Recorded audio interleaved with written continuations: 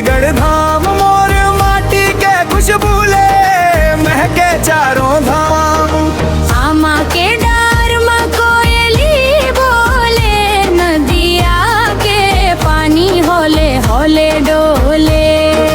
पारा पारा गूंजे बांसुरी के तान, गाँव के गली में सज गे बिहान। मोर दाई के माया जैसन मीठ लगे बोली, मोर दादा के छाँव जैसन पावन गाँव के टोरी। माटी में जन्म ले हूँ माटी में मान, छत्तीसगढ़ में तारी तोर माया महान।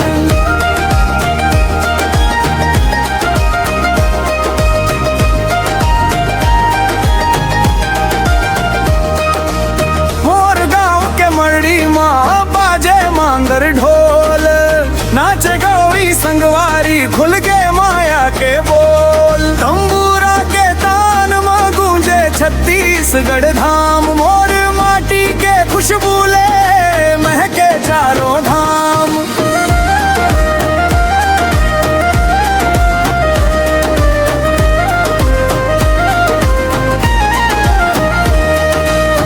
सुहाना चे आंगन माँ कर माँ के रात, ददरिया गावत चलो लेके माया के बात। घुंघरू बाजे छन छन, पाँव में पायल झन के, संगवारी मन हाँ सत जावम, चंदा गगन माँ चमके।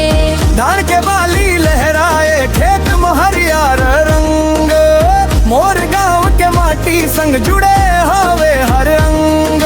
नदिया नरवा गरुआ बाड़ी यही च हमर पहचान, छत्तीसगढ़ के लोक सुर में बसते हमर परान।